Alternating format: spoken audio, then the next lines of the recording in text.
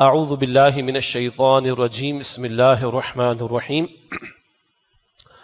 وَاضْرِبْ لَهُمْ مَثَلَ الْحَيَاةِ الدُّنْيَا كَمَاءٍ أَنزَلْنَاهُ مِنَ السَّمَاءِ فَاخْتَلَطَ بِهِ نَبَاتُ الْأَرْضِ فَأَصْبَحَ حَشِيمًا تَذْرُوهُ الرِّيَاحُ وَكَانَ اللَّهُ عَلَى كُلِّ شَيْءٍ مُقْتَدِرًا الْمَالُ وَالْبَنُونَ زِينَةُ الْحَيَاةِ الدُّنْيَا والباقيات الصالحات خير عند ربك ثوابا وخير املا صدق الله العظيم. اللهم صل على محمد وعلى ال محمد وبارك وسلم. رب اشرح لي صدري ويسر لي امري واحلل عقدة من لساني يفقهوا قولي واجعل لي وزيرا من اهلي آمين یا رب العالمین. قرآن حکیم کے 15ویں پارے میں سے سورہ کہف کی 2 آیات، سورہ کہف کی آیت نمبر 45 اور 46 کی تلاوت کی گئی ہے. انہی کا مطالعہ آج مختصراً پیش کرنا مقصود ہے اپنی اور آپ کی یاد دہانی کے لیے. سورۃ الکہف کے بارے میں ہم جانتے ہیں کہ جمعے کے دن نبی اکرم صلی اللہ علیہ وآلہ وسلم نے اس کی تلاوت کی ہمیں تلقین فرمائی ہے. جمعے کا دن مسلمانوں کی ہفتہ وار عید ہے، حدیث شریف کے مطابق طبرانی کی روایت ہے، اور جمعے کے دن اہتمام ہونا چاہیے. یہ الگ بحث ہے کہ یہ ورکنگ ڈے ہے، وہ ایک بحث اپنی جگہ پر، لیکن جمعے کا اہتمام ہونا چاہیے. اول وقت میں آنا، اسی طرح غسل کر کے بندہ آئے، مردوں کے لیے ہے کہ خوشبو کا اہتمام کر کے آئیں، اسی طرح جو صاف ستھرا لباس میسر ہو بندہ وہ پہن کر آئے. اسی طرح جمعے کے دن جمعے کی حاضری کے ساتھ ساتھ اور اعمال بھی بتائے گئے جن میں درود شریف کی کثرت بھی شامل ہے. اللہ تعالیٰ مجھے اور آپ کو توفیق عطا فرمائے. اسی طرح 2 ساعتوں کا ذکر ملتا ہے کہ جن میں دعائیں قبول ہوتی ہیں. ایک تو جب امام ممبر پر آ جائے اس وقت سے لے کر نماز کے مکمل ہونے تک، اب یہ تو بڑا مختصر وقت ہوتا ہے. اور دوسرا وقت ہے نماز عصر کے بعد، کہ جمعے کے دن عصر کی نماز کے بعد بھی دعا قبول ہوتی، برکت والا وقت ہے. اسی طرح اعمال جمعہ میں یہ بات بھی شامل ہے، وہ فجر کی نماز میں ہے. فجر کے فرض جو 2 رکعت ہیں ان میں نبی مکرم صلی اللہ علیہ وسلم فجر کی پہلی رکعت میں سورہ سجدہ کی تلاوت کا اہتمام فرماتے، جس میں آیت سجدہ بھی ہے، اور دوسری رکعت میں سورۃ الدہر کی تلاوت کا اہتمام فرمایا کرتے تھے. تو جہاں ائمہ کے لیے ممکن ہوتا ہے اس کا اہتمام ہوتا ہے. بہرحال وہ 5 رکوع بن جاتے ہیں، تو کچھ مقامات پر ایک مرتبہ سورہ سجدہ تلاوت کر لی جاتی ہے 2 رکعت میں، کچھ مقامات اور دوسرے جمعے سورہ دہر کی تلاوت کر لی جاتی ہے. بہرحال کچھ تو ہو. تو جمعے کے دن فجر کی نماز میں یہ بھی معمول تھا اللہ کے نبی علیہ السلام کا کہ پہلی رکعت میں سورۃ السجدہ اور دوسری رکعت میں سورۃ دہر کی آپ تلاوت فرماتے. اس سے معلوم ہوا کہ جمعے کا خاص اہتمام ہونا چاہیے. نہ صرف کہ اس کو عید قرار دیا گیا، اس کی حاضری کی برکتیں بیان کی گئیں، اس کی تیاری کی تلقین کی گئی، بلکہ اس کے اعمال کا بھی ذکر ہے، خاص کچھ اعمال کا ذکر ہے. بہرحال انہی اعمال میں جمعے کے دن سورۃ الکہف کی تلاوت کا بھی معمول نبی علیہ الصلوۃ والسلام نے سکھایا ہے. اور آپ نے یہ بھی ارشاد فرمایا کہ جو اس کا اہتمام کرے اللہ سبحانہ وتعالیٰ اس کو دجال کے فتنے سے محفوظ رکھے گا. اب دجال کا فتنہ، اللہ کے نبی علیہ السلام فرماتے ہیں کہ آدم علیہ السلام کی پیدائش سے لے کر قیامت کے برپا ہونے تک کوئی فتنہ دجال کے فتنے سے بڑا نہیں. یہ اتنا بڑا فتنہ ہے. اللہ کے نبی علیہ السلام بھی اپنی دعاؤں میں، فرض نماز کے بعد کی دعاؤں میں اس کا اہتمام فرماتے.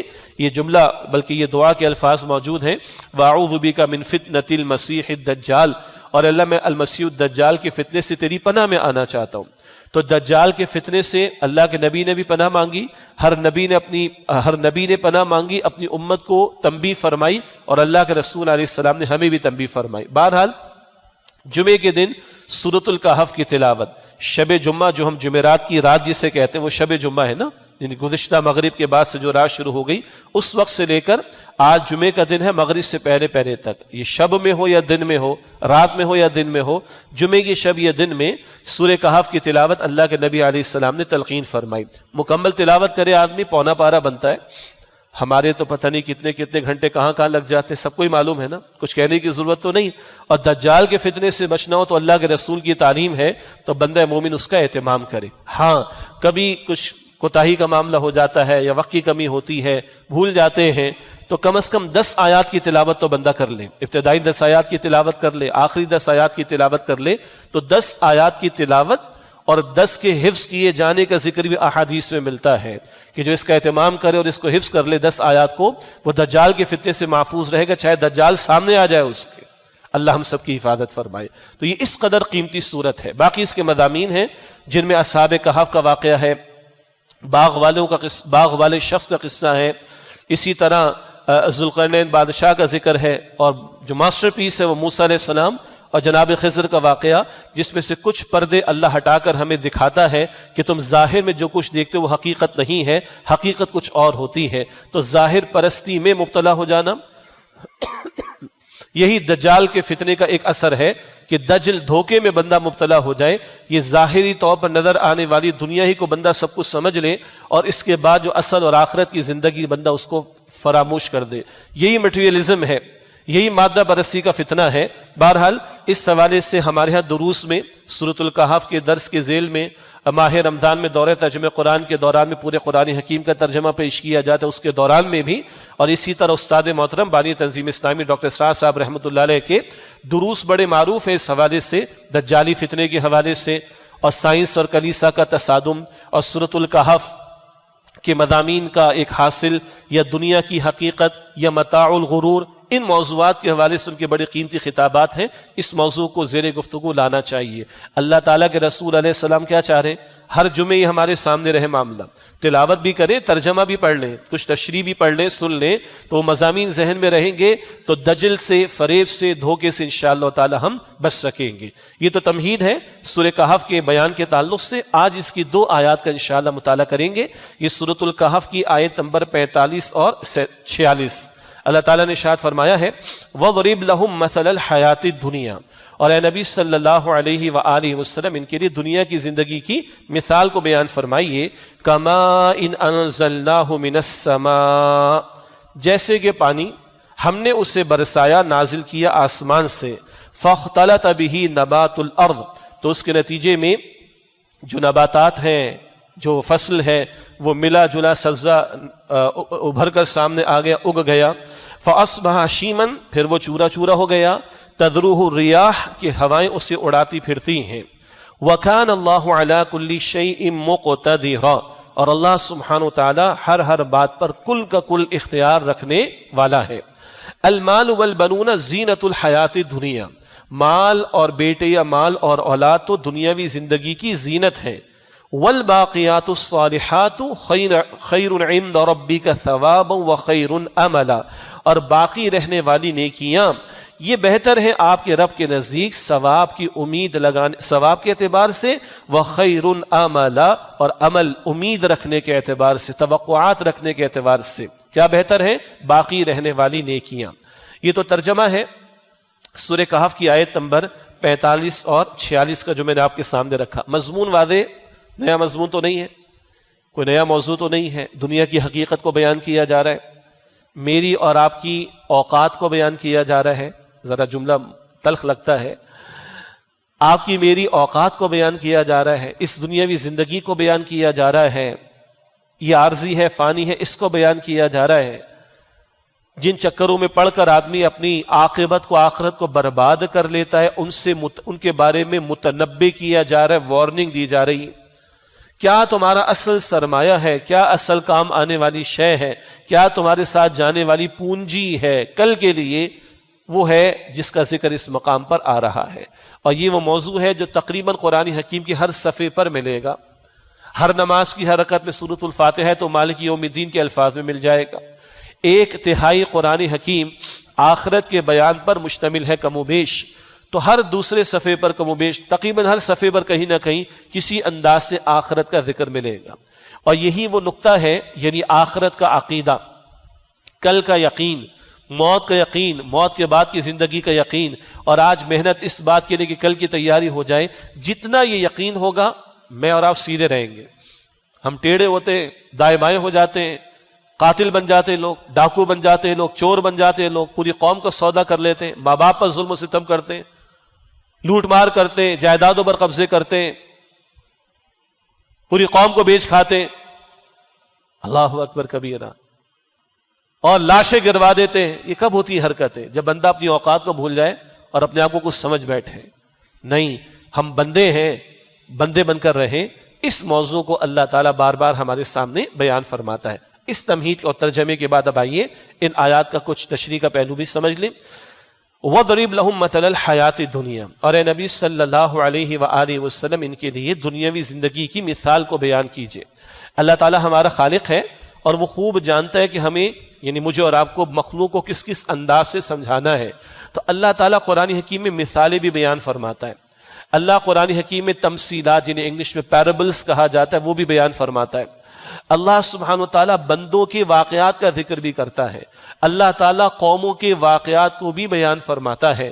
واقعات کے ذریعے، تمثیلات یا پیرابلز کے ذریعے یا مثالوں کے ذریعے باتوں کو سمجھنا آسان ہوتا ہے، اور جب مثال دی جاتی ہے تو کچھ حقائق کو سمجھانے کے لیے البتہ جس حقیقت کو سمجھانا مقصود ہے اور جو مثال بیان کی جا رہی ہے اس میں کچھ نہ کچھ مشترک پہلو ہوا کرتا ہے، وہ بھی ذکر آپ کے سامنے رکھیں گے انشاءاللہ۔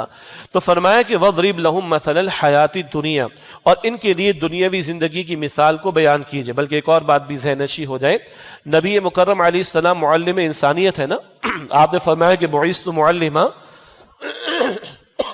معاف کیجئے گا، آپ نے فرمایا کہ مجھے معلم بنا کر بھیجا گیا ہے۔ چنانچہ اللہ کے نبی علیہ السلام نے بھی واقعات بیان فرما کر اور مثالیں بیان فرما کر، تمثیلات عطا فرما کر، پیرابلز، ایون نقشے بنا کر زمین پر اللہ کے رسول نے بھی باتوں کو سمجھایا ہے۔ تو رسول اللہ کی جو ٹیچنگ میتھڈالوجیز ہیں، یعنی رسول اللہ علیہ السلام کا جو طریقہ تدریس ہے اس میں بھی، اور قرآن حکیم کے بھی طریقہ تعلیم کہہ لیں، طریقہ تدریس کہہ لیں، ان میں ہمیں اور آپ کو مثالوں کا ذکر ملتا ہے۔ اب آئیے کون سی مثال یہاں پر ہے؟ فرمایا کہ وَضْرِبْ لَهُمْ مَثَلَ الْحَيَاةِ الدُّنْيَا، اور آپ ان کے لیے دنیاوی زندگی کی مثال کو بیان فرمائیے۔ كَمَاءٍ أَنزَلْنَاهُ مِنَ السَّمَاءِ، جیسے ہم نے آسمان سے پانی کو نازل فرمایا، مراد بارش برسائی۔ فَاخْتَلَطَ بِهِ نَبَاتُ الْأَرْضِ، تو اس کے ذریعے سے زمین کا جو سبزہ ہے وہ ملا جلا اگ آیا۔ فَأَصْبَحَ حَشِيمًا، پھر وہ چورا چورا ہو گیا۔ تَذْرُوهُ الرِّيَاحُ، اب ہوائیں اس کو اڑاتے پھرتی ہیں۔ یہ تو ہمارے مشاہدات کی بات ہے نا، زمین خشک ہوتی ہے، اللہ آسمان سے بارش برسا دیتا ہے، اور زمین کے اندر رویدگی یا فصل کو اگانے کی صلاحیت تھی وہ ایکٹیویٹ ہو جاتی ہے، جی کوپل پھٹتی ہے، پودے بنتے ہیں، فصل اگتی ہے اور لہلہاتی نظر آتی ہے۔ سورہ الحدید میں ذکر آتا ہے کمثل غیث اعجب الکفار نباتہ، بارش کے برسنے کی مثال وہاں بھی اللہ تعالیٰ دے رہا ہے انسانی زندگی کے لیے، کہ جب بارش برستی ہے تو نباتات اگ آتی ہیں، فصل لہلہانا شروع ہو جاتی ہے، وہ اپنے جوبن پر آ جاتی ہے، کسان بڑا خوش ہوتا ہے، میری محنت جو ہے کامیاب ہو گئی۔ اسی طرح کی مثال یہاں پر دی جا رہی ہے کہ بارش ہم نے آسمان سے برسائی، فصل اگ آئی، اور پھر وقت آتا ہے کہ وہ چورا چورا ہو جاتی ہے، زرد پڑتی ہے، چورا چورا ہو جاتی ہے، اور پھر ہوائیں اس کو اڑاتی پھرتی ادھر سے ادھر، ادھر سے ادھر۔ یہ مثال اللہ سبحانہ و تعالیٰ انسانوں کی زندگی کے لیے بیان فرما رہا ہے۔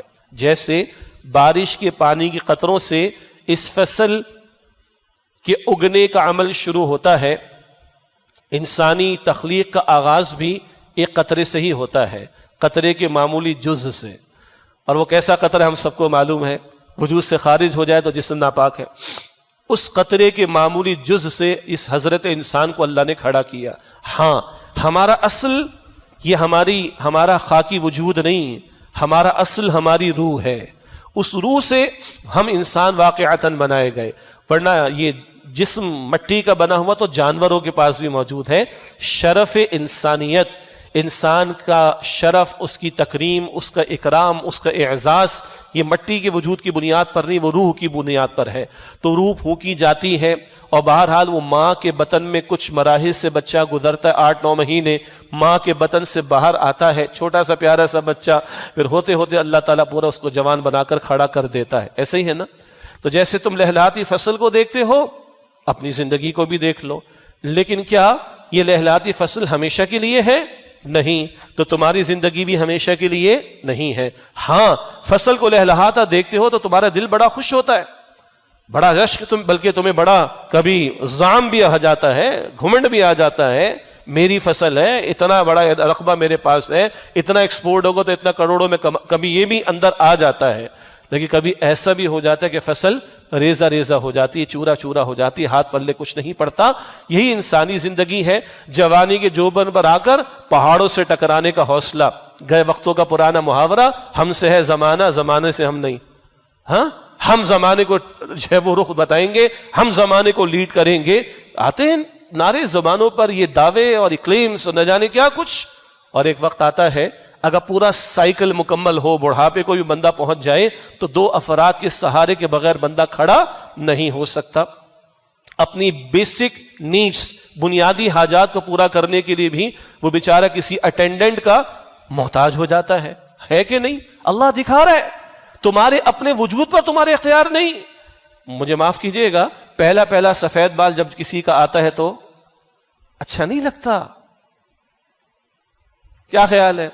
پہلی جھری اگر گال پر آئے تو اچھی نہیں لگتی، کسے پسند ہے؟ بٹ ہوتا ہے۔ اللہ دکھا رہے تو اپنے وجود پر تیرے اختیار نہیں ہے، اختیار صرف عمل کا اللہ تعالیٰ نے دیا، جس کی بنیاد پر ہم اللہ تعالیٰ کے ہاں جواب دہ ہیں۔ بہرحال لہراتی فصل تمہیں بڑی اچھی لگتی ہے، تم کسی زعم اور گھمنڈ کے اندر مبتلا ہو جاتے ہو، اپنے آپ کو بھی کچھ سمجھ لیتے ہو، جوانی کے جوبن پر آ کر 4 پیسے جیب میں آ گئے، کوئی کرسی تمہیں مل گئی، تھوڑے اختیار تمہیں مل گیا، تمہاری PR تھوڑی ہو گئی، تمہارے ہائی اپس کے ساتھ تعلقات ہو گئے، تم اپنے آپ کو کچھ سمجھ بیٹھے۔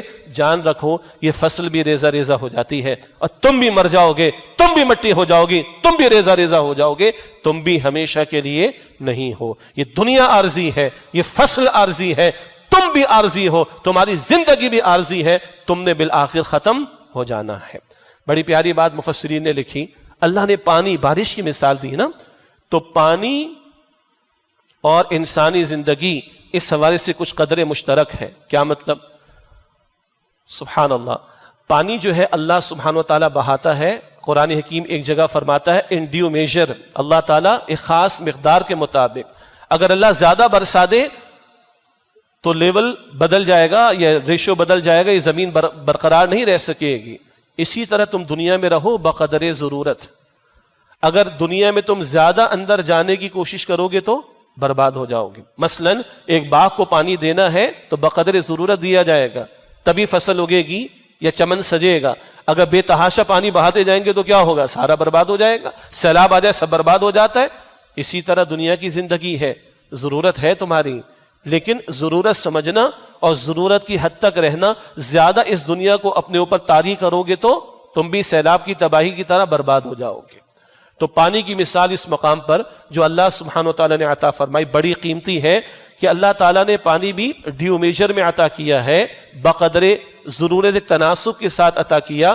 اگر تم زیادہ استعمال کرو گے اس دنیا کو، مراد دنیا کی زندگی مثال اس کی دی جا رہی ہے، اس دنیا میں زیادہ اگر ڈوبنے کی کوشش کرو گے یہ دنیا تمہیں ہلاک کر ڈالے گی، یہ دنیا تمہیں برباد کر ڈالے گی۔ تو اللہ تعالیٰ یہ حقیقت مختلف پیرایوں میں اور مختلف انداز سے جہاں بجا قرآن حکیم میں ذکر فرماتا ہے۔ اللہ مجھے آپ کو ہم سب کو اس کا یقین عطا فرما دے۔ آگے فرمائے کہ وَكَانَ اللَّهُ عَلَىٰ كُلِّ شَيْءٍ مُقْتَدِرًا، اور اللہ سبحانہ وتعالیٰ ہر بات پر پورے کا پورا اختیار رکھنے والا ہے۔ ہاں، دنیا کی فصل وہ چورا چورا ہو گئی، ریزہ ریزہ ہو گئی، مٹی مٹی ہو گئی، ہوائیں اس کو اڑاتی پھرتی ادھر سے ادھر، ختم ہو گیا معاملہ۔ تمہارا معاملہ ختم ہو جانے والا نہیں ہے، اسی مٹی سے تمہیں اللہ تعالیٰ اٹھائے گا۔ منہا خلقناکم وفیہا نعیدکم ومنہا نخرجکم تارۃ اخری، اسی مٹی سے ہم نے تمہیں پیدا کیا اور اسی مٹی میں ہم تمہیں لوٹائیں گے اور اسی سے تمہیں دوبارہ کھڑا کر دیں گے۔ چنانچہ سیدنا ابو بکر صدیق رضی اللہ تعالی عنہ جو عتیق قرار پائے، جن کے بارے میں رسول اللہ علیہ الصلوۃ والسلام نے فرمایا، ایک مرتبہ تشریف لائے، اللہ کے رسول علیہ السلام نے فرمایا جس کو جہنم سے آزاد شدہ شخص دیکھنا ہو، جس کو جہنم سے آزاد شدہ شخص دیکھنا ہو وہ ابو بکر کو دیکھ لے رضی اللہ عنہ۔ عتیق اس نسبت سے ان کا لقب ہے۔ تو ہمارے اساتذہ تو فرماتے ہیں کہ صدیق اکبر پر لازم تھا یہ یقین رکھنا کہ وہ جہنم سے آزاد کر دیے جائیں گے، بلکہ کر دیے گئے ہیں۔ اور ان کا خوف آخرت کا عالم کیا ہے؟ جنہیں گارنٹی محمد مصطفیٰ نے دی ہے صلی اللہ علیہ وسلم، جنہیں عشرہ مبشرہ میں حضور نے شامل کیا صلی اللہ علیہ وسلم، جن کو عتیق قرار دے رہے محمد مصطفیٰ صلی اللہ علیہ وسلم، ان کی تو ایمان کا حصہ تھا کہ مانے کہ وہ جہنم سے آزاد ہے۔ اور ان کا عالم کیا ہے؟ کاش میں چڑیا ہوتا جو مر جاتی ہے، مٹی میں کھپ جاتی ہے، اس کی دوبارہ زندگی ہے، دوبارہ حساب کتاب، اس کے حساب کتاب کا معاملہ نہیں۔ کاش میں ایک تنکا ہوتا، ایک تنکا، ایک پتا ہوتا جو جب چورا چورا ہو جاتا تو زمین کا حصہ بن جاتا اور اس کو دوبارہ زندگی نہ ملتی، اس کا حساب کتاب نہ ہوتا۔ جنہیں جنت کی بشارت محمد مصطفیٰ دے صلی اللہ علیہ وسلم، ان کا آخرت کا عقیدہ یہ اتنا پختہ، ان کی فکر آخرت کا عالم یہ ہے۔ اور ان کی صاحبزادی کا ذکر کسی ایک جمعے میں پہلے بھی میں نے کیا تھا، جب اللہ کے رسول کے سامنے عائشہ صدیقہ رضی اللہ تعالی عنہا روئی ہیں تو اللہ کے رسول نے پوچھا عائشہ کیا ہوا؟ تو عرض کرتی ہے مجھے جہنم کی آگ کے خوف نے رلا دیا۔ یہ صدیق کے گھرانے کی کیفیت ہے۔ ہاں وہ زوجہ رسول بھی ہیں صلی اللہ علیہ وسلم، ہماری ماں بھی ہیں مگر صدیق کی بیٹی بھی ہیں۔ کیا عالم ہے اس گھرانے کا؟ جنہیں جنت کی بشارتیں ملی ہیں ان کا فکر آخرت کا عالم یہ ہے۔ ہم کیا ہیں؟ ہم سب کو معلوم ہے، اور ہم سب سے زیادہ ہمارے رب کو معلوم ہے۔ ہماری تنہائی کیسی ہے؟ اس تنہائی میں اللہ کے سامنے رونا کبھی آتا ہے؟ موت کی فکر ہے؟ کتنے جنازے پڑھ گئے ہیں، پڑھ چکے ہیں، پڑھا چکے ہیں، کتنے لوگوں کو دفن کر چکے ہیں یا تدفین میں شرکت کر چکے ہیں، کتنے لوگوں کے انتقال پر ان کی گھر والوں کے ساتھ جا کر ہم تعزیت کر چکے ہیں۔ سامنے کی بات ہے، اس کو سمجھانے کے لیے کسی راکٹ سائنس کی ضرورت تو نہیں ہے نا۔ اور قبرستان میں قبریں بچوں کی بھی ہوتی ہیں، صرف 60-70 سال والوں کی نہیں ہوتی، جوانوں کے بھی جنازے ہم نے پڑھے اور پڑھائے، آپ نے بھی پڑھے ہوں گے، پڑھائے ہوں گے، بچوں کے بھی اور بوڑھوں کے بھی۔ ہمارا فکر آخرت کا، جن کو جنت کی بشارتیں ملی ان کا عالم تو یہ ہے۔ ہمارا عالم کیا ہے یہ مجھے اور آپ کو غور کرنا چاہیے۔ آگے فرمایا المال والبنون زینت الحیات الدنیا، مال اور بیٹے تو دنیاوی زندگی کی زینت ہے۔ یہ زینت کا لفظ اس صورت میں 30 مرتبہ آ رہا ہے۔ آیت نمبر 7 میں آتا ہے انا جعلنا ما علی الارض زینۃ لها لنبلوہم ایہم احسن عملا۔ زمین پہ جو کچھ بھی ہم نے زینت دی ہے اس کو، نو ڈاؤٹ اٹریکشن ہے، مگر کس لیے؟ لنبلوہم، اللہ تعالیٰ فرماتے تاکہ ہم ان کا امتحان لیں، ایہم احسن عملا، ان میں سے بہترین عمل کرنے والا کون ہے۔ اکثر نہیں فرمایا، احسن فرمایا، ان میں سے بہترین عمل کرنے والا کون۔ پہلی بات یہ دنیا کی زینت، یہ جو گھر گھر ہستی کے معاملات چل رہے نظام چلانے کے لیے، مال بیٹے ضرورت بھی ہے نا، گھر گھر ہستی کا مال چلانے کے لیے، ساری اکنامک ایکٹیویٹی چلانے کے لیے، کاروبار چلانے کے لیے، یہ سارے معاملات کے لیے مال ضروری ہے، اولاد ضروری ہے، گھروں کا وجود میں آنا ضروری ہے، بالکل ٹھیک ہے، مگر یہ ہے سارا زینت کا معاملہ، اور یہ ہمیشہ کے لیے نہیں ہے، یہ عارضی معاملہ ہے۔ اور اسی طرح سورہ کہف کی آیت نمبر 28 میں مخاطبت حضور سے ہے صلی اللہ علیہ وسلم، سنائے مشرکین کو گیا ہے ترید زینت الحیات الدنیا، کیا آپ دنیا کی زندگی کی زینت چاہتے ہیں؟ یہ حضور علیہ السلام سے مخاطبت فرما کر دوسروں کو سمجھایا گیا۔ اب تیسری مرتبہ یہ لفظ اس سورہ مبارکہ میں سورہ کہف میں آیت نمبر 46 میں آ رہا ہے المال والبنون زینت الحیات الدنیا، مال اور بیٹے یہ دنیاوی زندگی کی زینت ہے۔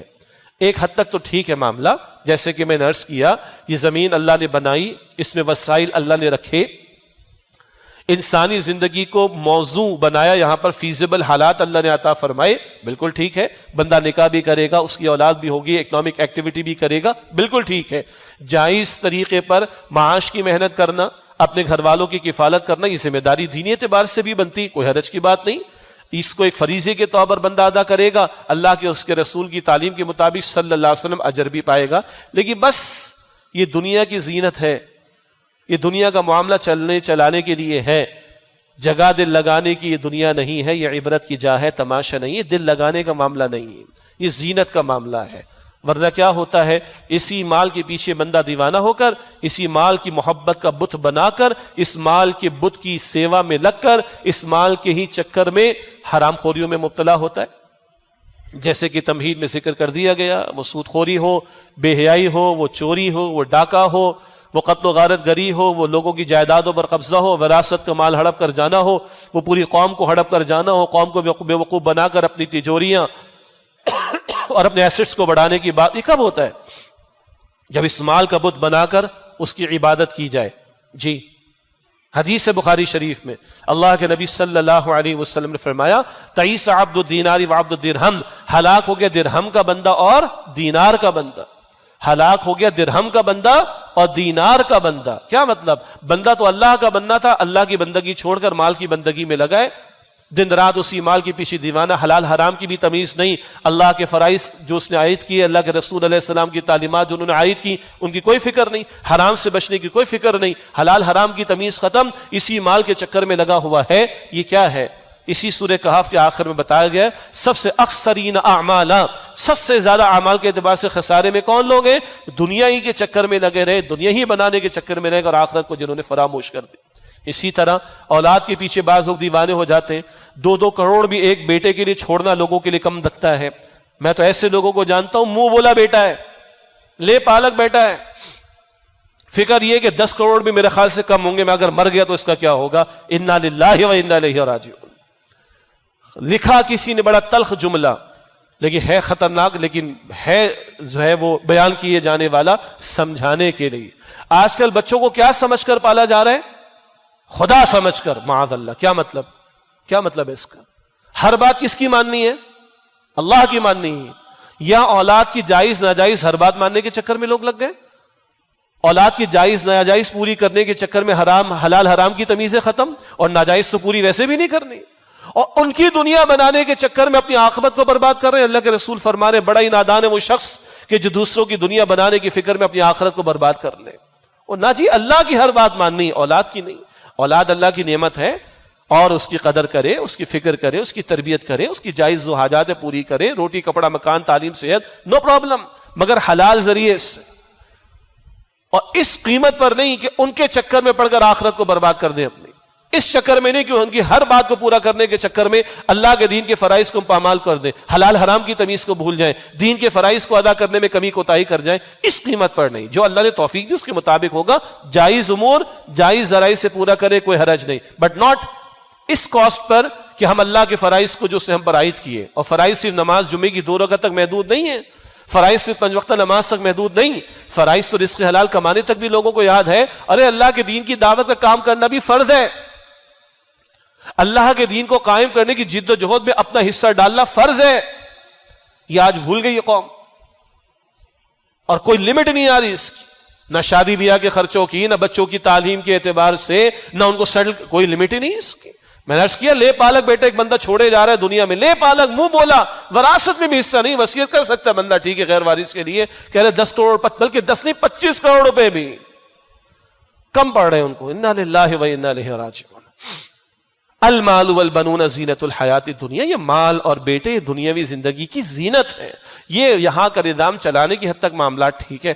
ہاں اللہ کے ہاں جس رشتے کی قدر ہے وہ ایمان کا رشتہ ہے.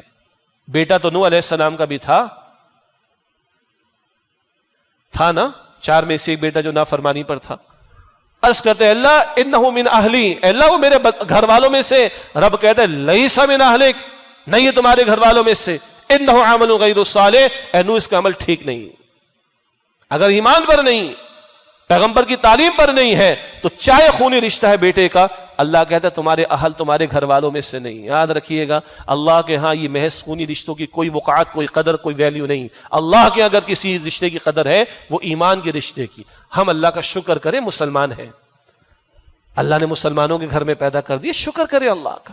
البتہ اس پر کفایت نہ کرے، اس پر قانے نہ ہو جائیں، اس پر قناعت نہ کریں. اب شعوری ایمان کی محنت گھر میں، حقیقی ایمان کی محنت گھر میں، اللہ کے دین سے جڑنے والی محنت، وہ ایمان جو دل میں تو عمل اس کا ثبوت پیش کرے. بندہ 24 گھنٹے رب کا بندہ نظر آئے، 24 گھنٹے محمد مصطفیٰ علیہ السلام کا امتی نظر آئے، اس ایمان کی محنت جو نتائج پھر اعمال میں نظر آئیں گے انشاءاللہ تعالی. اللہ مجھے اور آپ کو اس کی توفیق عطا فرمائے. اچھا جی، تو یہ مال اولاد تو دنیا کی زینت ٹھہرے، یہ دل لگانے والی بات تو نہیں ہے. سب کو چھوڑ کر جانا ہے. بہت زیادہ ہم ٹچی ہیں ان معاملات کے اندر، بہت زیادہ ہم پریشان ہیں ان معاملات کے اندر. وہ پیغمبر دنیا سے چلے گئے، میں اور آپ کیوں نہیں جائیں گے دنیا سے؟ کوئی بچا ہے؟ کل من علیہا فان کل نفس ذائقۃ الموت. 6 سال ہو گئے جی، وہ غم ختم نہیں ہو رہا. کس بات کا غم ہے؟ اگر باپ ایمان پر گیا ہے، کلمے پر گیا، تو اس کے لیے دعا تو کر سکتے. اس سے پوچھیں جو آج سبحان اللہ اللہ اکبر، جو اسلام قبول کر کے اسلام میں داخل ہو گیا اور وہ روتا اس بات پر کہ میری ماں شرک پر گئی ہے، میں تو دعا بھی نہیں کر سکتا اس کے لیے. میرا باپ کفر پر گیا ہے، میں دعا بھی نہیں کر سکتا اس کے لیے. اللہ اکبر. ہم دعا تو کر سکتے ہیں. بہت زیادہ ٹچی ہو جائے، 6 سال ہو گئے غم ختم نہیں ہوا. اور بھائی دنیا میں میں نے اور آپ نے تم نے کب رہنا ہمیشہ کے لیے؟ یہ فکر کرو کہ اللہ ان پر رحم فرما دے. رب ارحمہما کما ربیانی صغیرا ربنا اغفر لنا ولاخواننا الذین سبقونا بالایمان ربنا اغفر لی ولوالدی وللمؤمنین یوم یقوم الحساب. کس قدر بڑی نعمت ہے ایمان اللہ نے مجھے اور آپ کو دے رکھی. اور ہم زندہ ہیں تو ایسی محنت کریں کہ کل ہم جنت پہنچے اور اللہ ہمارے ماں باپ کو، ہمارے گھر والوں کو ہمارے ساتھ جمع فرما دے. اس غم کو غم بنائیں، اس غم کو غم بنائیں جو اصل غم ہے میرا اور آپ کا. اللہ مجھے اور آپ کو اس کا یقین عطا فرمائے. آگے فرمایا پھر کام آنے والی شے کیا ہے؟ یہ تو ایک ضرورت کی چیز ہے، ٹھیک ہے، اس کو برت لو. توقعات کس سے لگائیں؟ والباقیات الصالحات خیر عند ربک ثوابا وخیر آملا. اور باقی رہنے والی نیکیاں وہ بہتر ہیں آپ کے رب کے نزدیک ثواب کے اعتبار سے اور امید لگانے کے اعتبار سے. یہ آپ کی میری اصل پونجی، یہ آپ کا میرا اصل سرمایہ جو آپ کے میرے ساتھ جانے والا ہے وہ ہے باقیات الصالحات. ترجمہ کیا جائے گا باقی رہنے والی نیکیاں. اب یہ کیا ہے؟ احادیث میں کچھ کلمات کو حضور نے فرمایا، وہ تشریح بھی سامنے آنی چاہیے تاکہ ہمارے معمولات میں وہ کلمات رہیں. اور ہم سب کو یاد ہے سبحان اللہ والحمد للہ ولا الہ الا اللہ واللہ اکبر، 4 یہ ہیں، اور لا حول ولا قوت الا باللہ. یہ 5 کلمات مختلف احادیث سے ہمیں ملتے ہیں. اللہ کے رسول مکرم علیہ السلام فرمائے باقیات الصالحات ہے. معراج کی شب ہے، ابراہیم علیہ السلام سے حضور کی ملاقات ہوئی. تفصیلی واقعہ حاصل یہ کہ جب آپ کا امتی یہ کہتا ہے سبحان اللہ الحمدللہ لا حول ولا قوت الا باللہ، اللہ اس کے لیے درخت لگاتا ہے جنت میں. تو اگر اپنی کھیتی ادھر بڑھانی، ان کلمات کو ہمیں اپنے معمولات میں شامل رکھنا چاہیے. سبحان اللہ والحمدللہ ولا الہ الا اللہ واللہ اکبر لا حول ولا قوت الا باللہ. یہ تو ایک حدیث شریف کی روشنی میں ان کو بھی، ان کلمات کو بھی باقیات الصالحات کہا گیا. اسی طرح بعض اہل علم نے فرمایا تمام فرائض جو اللہ نے ہم پر عائد کیے، ذمہ داری ان کو ادا کرنا، وہ نیکیوں کے اعمال ہیں، وہ بھی اس میں داخل ہیں. ایک رائے کہ حرام سے بچنا بھی نیکی ہے، یہ توجہ کیجئے گا. ایک حدیث مبارک ہے، کم بیان ہوتی. اللہ کے نبی علیہ السلام نے فرمایا جو اللہ تعالیٰ کی حرام کردہ باتوں سے بچتا ہے اس کا اللہ کے ہاں وہی مقام ہے جو اس شخص کا مقام و درجہ ہے جو روزانہ رات کو نوافل ادا کرتا ہو اور ہمیشہ دن میں روزے رکھتا ہو. اب یہ جملہ جو آخری ہے یہ اچھے اخلاق والی حدیث میں تو سنا ہے ہم نے کہ جس کے اخلاق بہترین ہو اس کا وہی مقام اور رتبہ ہوگا جیسے اس شخص کا جو رات کو نوافل ادا کرتا ہو ہمیشہ دن میں رکھتا ہو. بالکل ٹھیک ہے، یہ حدیث سے مبارک اخلاقی فضائل کے اعتبار سے بھی ہے، مگر یہ حدیث کس اعتبار سے ہے؟ حرام سے اجتناب کے حوالے سے جامع ترمذی میں جو اللہ تعالیٰ کی حرام کردہ باتوں سے اپنے آپ کو بچائے اس کا وہی مقام اللہ کیا ہے جو اس شخص کا ہے جو ہمیشہ رات کو نوافل ادا کرتا ہو اور ہمیشہ دن میں روزے رکھتا ہو. ہمارے ہاں اعمال کے فضائل تو بیان ہوتے ہیں، اور بالکل ہیں اعمال کے فضائل، ان کو بیان کرنا چاہیے تاکہ اعمال کرنے والے کاموں میں شوق پیدا ہو. حرام سے بچنے پر توجہ بھی نہیں دلائی جاتی اور حرام سے بچنے کے فضائل بیان نہیں کیے جاتے. یہ حرام سے بچنے کی فضیلت ہے کہ اسی طرح کا معاملہ ہوگا جیسے اس شخص کا رتبہ جو ہمیشہ رات کو نوافل ادا کرتا ہو، دن میں ہمیشہ روزے رکھتا ہو. تو باقیات الصالحات میں کلمات بھی شامل جو اللہ کے رسول نے سکھائے صلی اللہ علیہ وسلم. فرائض کو ادا کرنا اور واجبات کو ادا کرنا، ذمہ داریوں کو ادا کرنا اور حرام سے بچنا بھی شامل ہے. ایک بڑی دلچسپ اس میں حضرت عائشہ صدیقہ رضی اللہ تعالی عنہا کی روایت کے مطابق باقیات الصالحات یہ نیک لڑکیوں کے لیے بھی بیان ہوئی ہے بات. نیک بیٹیاں حدیث میں ذکر آتا ہے، امام قرطبی نے نقل فرمایا، اس کو مفتی شفیع صاحب رحمۃ اللہ علیہ نے بھی اس کو نقل فرمایا رحمۃ اللہ علیہ. ایک شخص کو جہنم میں ڈالا جا رہا ہوگا اور اس کی نیک بیٹیاں درمیان میں آ جائیں گی اور چیخیں گی، چلائیں گی، یا اللہ اس باپ نے تو ہماری تربیت میں بڑا حصہ ڈالا تھا، خدا نے اس کو جہنم سے بچا لے. تو اللہ اس بندے کو جہنم سے بچا لے. اس روایت میں جو عائشہ کی ہے باقیات الصالحات کا ذکر ملتا ہے، اس کو بھی مفسرین نے اس کے ذیل میں بیان فرمایا ہے. بیٹی اللہ کی نعمت ہے، بیٹیاں کوئی زحمت نہیں ہوتی معاذ اللہ جو آج ہم نے سمجھ رکھا ہے استغفر اللہ زمانے جاہلیت کے جاہل لوگوں کی طرح. بیٹے بھی اللہ کی نعمت ہے اور بیٹیاں بھی اللہ کی رحمت و نعمت ہیں. ہاں ان کے درمیان عدل و مساوات کا معاملہ ہونا چاہیے، یہ نہیں کہ کسی کو زیادہ کسی کو کم. اس کے بارے میں وعید احادیث مبارکہ میں آتی. حضور نے تو یہ فرمایا کہ اگر مجھے اجازت ہوتی اولاد میں ترجیح دینے کی تو میں بیٹیوں کو بیٹوں پر ترجیح دیتا، مگر ترجیح دینے کی اجازت نہیں. تو بیٹیوں کی تذلیل نہیں ہونی چاہیے. بیٹے بھی اللہ کی نعمت ہے، بیٹی بھی اللہ کی رحمت. بہرحال فرمایا کہ والباقیات الصالحات، اور جو باقی رہنے والی ہیں نیکیاں، خیر عند ربک ثوابا، وہ بہتر ہے آپ کے رب کے نزدیک ثواب کے اعتبار سے، وخیر املا، اور امیدیں لگانے کے اعتبار سے. اللہ کا جو بینک ہے نا، جس کو عرض کیا جاتا ہے کہ the bank of Allah unlimited, وہاں ڈالر، پاؤنڈ اسٹرلنگ، یورو کا مسئلہ نہیں ہے. وہاں تو بس ایمان اور نیک اعمال کی پونجیوں کی قدر و قیمت ہے. یہ اصل میرا اور آپ کا سرمایہ ہے. دفن کر کے کسی کو واپس آتے، اس کا پیسہ، اس کا روپیہ، اس کا گھر، اس کی گاڑی، سب کچھ باہر رہ جاتا ہے. اس کا عقیدہ، اس کے اعمال جا رہے ہیں. کیا عقیدہ، کیا عمل لے کے جا رہے ہیں، اسی کی بنیاد پر آخرت میں فیصلہ ہونا ہے. یہی میری اور آپ کی سب سے بڑی پونجی ہے. والباقیات الصالحات خیر عند ربک ثوابا وخیر املا، اور باقی رہنے والی نیکیاں وہ بہتر ہیں آپ کے رب کے نزدیک ثواب کے اعتبار سے اور امیدیں لگانے کے اعتبار سے. اللہ تعالیٰ ان باتوں کا فہم اور ان پر عمل کرنے کی توفیق عطا فرمائے. دو مختصر باتیں عرض کرنی حالات حاضرہ کے اعتبار سے. پہلی بات پاکستان کے تعلق سے معاشی صورتحال بزنس کمیونٹی کے لوگوں کو زیادہ معلوم ہے. حکمراں کیا بتا رہے ہیں، پیچھے ڈیفالٹ کا مسئلہ کتنا سر پر ہے. تھوڑی سی ہمیں پونجی ابھی سعودی عرب نے معاف کر دی ہے، تھوڑا سا اور دینے کو تیار، ہم اسی پہ چل رہے ہیں. ہم بارہا عرض کر چکے اپنی امت پر قیاس اقوام مغرب سے نہ کر، خاص ہے ترکیب میں قوم رسول ہاشمی صلی اللہ علیہ وسلم. ہم الٹ بھی جائیں نا، الٹے بھی لٹک جائیں، ہمارے معاملے سیدھے نہیں ہوں گے جب تک کہ اللہ اور اس کے رسول کے ساتھ معاملات کو سیدھا نہیں کریں گے. اور اس معاملے کو سیدھا رکھنے میں بار بار ہم توجہ دلا رہے ہیں سود کے نظام کے خاتمے کے اعتبار سے. جو اس کا ٹیکنیکل اس وقت مسئلہ ہے وہ یہ ہے کہ کچھ کمرشل بینکس اور کچھ افراد اس وقت سپریم کورٹ آف پاکستان کی شریعت اپیلنٹ بینچ میں جا کر کھڑے ہیں پٹیشن لے کر، اور فیڈرل شریعت کورٹ کا جو رمضان شریف کا ورڈکٹ آیا تھا وہ ویسے کا ویسے ہی کھڑا ہے. جب تک وہ تمام اپیلیں وہاں سے نہ نکلیں، گورنمنٹ نے کہا کہ اسٹیٹ بینک کی باہر کر رہے ہیں، نیشنل بینک کی نکال لیں، نہیں، جب تک تمام اپیلیں وہاں سے واپس نہیں لی جائیں گی تب تک فیڈرل شریعت کورٹ کے فیصلے پر عمل درآمد کے لیے پیش قدمی نہیں ہو سکتی. تو ہم نے کاروباری طبقات سے بھی ایک فورم میں گزارش کی ہے جن کے اربوں کے فنڈز موجود ہیں ان بینکس کے اندر جنہوں نے اپیلیں ڈال رکھی، خدا را پریشر ڈالیں، عوام بھی تھوڑا پریشر ڈالے، دینی طبقات کی طرف سے بھی پریشر آئے، علماء کی طرف سے بھی آئے. یہ وقتی طور پر آگے بڑھنے کا ایک سٹیپ ہے، مکمل تو نظام کی تبدیلی پیش نظر ہے. وہ اپیلیں نکلیں گی وہاں شریعت اپیلنٹ بینچ سے تو پھر وفاقی شرعی عدالت کے اندر جو فیصلہ آ چکا تھا اس پر پیش رفت کا معاملہ ہوگا. ورنہ آج ہم 75 برس پہلے جہاں کھڑے تھے وہیں پہ کھڑے کہ ملک میں سود کا دھندا جاری رکھ کر اللہ اور اللہ کے رسول سے جنگ کر رہے ہیں. جب تک یہ ختم نہیں کریں گے ہمارے معاشی حالات درست نہیں ہوں گے. اور آخری بات، عالمی تناظر میں چین کے صدر نے سعودی عرب کا دورہ کیا ہے. یہ بڑا قیمتی معاملہ ہے عالمی حالات کے اعتبار سے، ٹھیک ہے. بہرحال سعودی عرب ہو یا دیگر عرب ممالک مستقل وہ امریکہ کے زیر اثر اور زیر کنٹرول ہیں. اور اگر اس وقت چینی صدر نے وہاں کا نہ صرف ایک دورہ کیا ہے بلکہ وہاں عرب 14 اسٹیٹس کے سربراہان کے ساتھ ان کا سمٹ بھی ہے اور کئی بلین ڈالرز کے وہ معاہدے 30 سے زیادہ کر رہے ہیں، تو یہ خوش آئند بات ہے. خوش آئند اس لیے کہہ رہا ہوں کہ اگر عرب یہ طے کر لیں کہ ہم نے امریکہ سے جان چھڑانی، امریکہ سب سے بڑا دشمن ہے اسلام کا اس وقت، اگر عرب یہ طے کر لیں کہ ہم نے جان چھڑانی ہے تو یہ مثبت بات ہوگی، یہ پازیٹیو بات ہوگی.